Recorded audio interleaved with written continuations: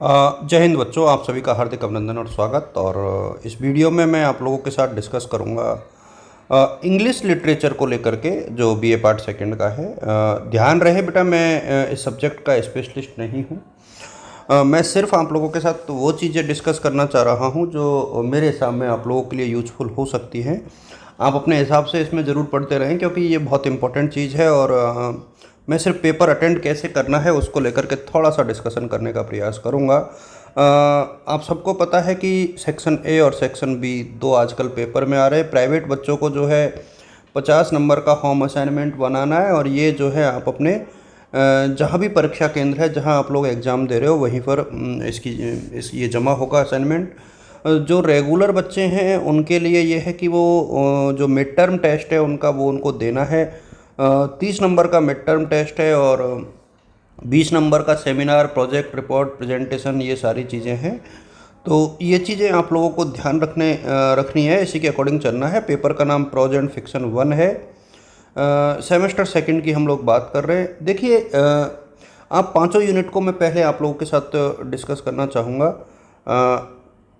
देखिए, 4 detailed study है। सारे जो चैप्टर्स हैं उनके सामने ये लिखा हुआ है कि डिटेल्ड स्टडी के नाम से लिखा हुआ है, और सिर्फ यूनिट 5 जो आर के नारायणन की है वही जा कर के नॉन डिटेल्ड स्टडी है, क्योंकि ये बुक बहुत बड़ी है आर के नारायणन का।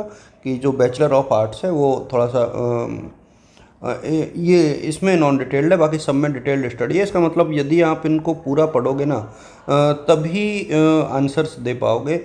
तो अब इम्पोर्टेंट चीज़ ये है कि एक तो पढ़े कहाँ से आप लोग। तो मैंने पहले भी कहा था कि या तो जो ओरिजिनल टेक्स्ट पढ़ोगे तो शायद ज़्यादा फ़ायदा होगा, लेकिन ओरिजिनल टेक्स्ट के लिए अब आप लोग के पास टाइम भी नहीं होगा। मुझे पता नहीं आप लोगों ने पढ़ा कि नहीं पढ़ा। तो एक तो इनमें से यूनिट 1 में से आप लोग जॉर्ज बर्नार्ड शॉ को पूरा पढ़िए। अच्छा, एक चीज़ आपको जो पढ़नी है वो ये है कि ये जितने भी क्रिएशंस हैं, उनके जो ऑथर्स हैं उनको आपको बहुत अच्छे से रीड करना है। द स्टूडेंट मॉब किसका है, द एसेंशियल एजुकेशन किसकी है, ये पहले आपको, नॉन वॉलेंस किसकी है, एल्डस हक्सले,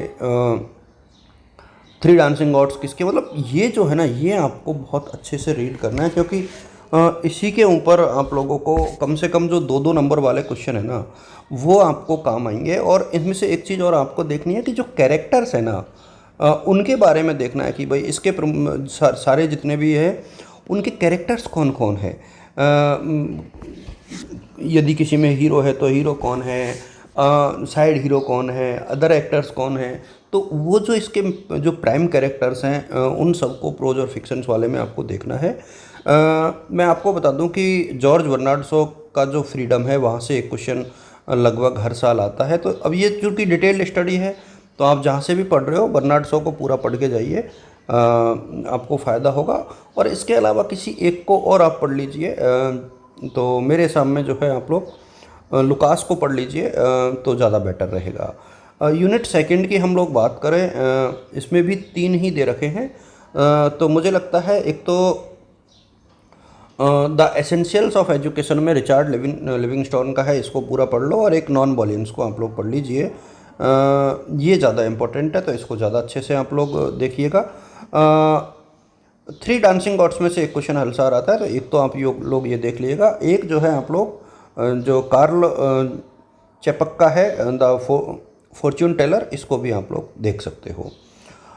मैं फिर दोबारा रिपीट कर दूं बेटा, इंग्लिश लिटरेचर मेरा प्राइम सब्जेक्ट नहीं है। मैं सिर्फ आप लोगों के कहने पर ये वीडियो बना रहा हूँ। आप लोग इसको थोड़ा सा सीरियसली देखें।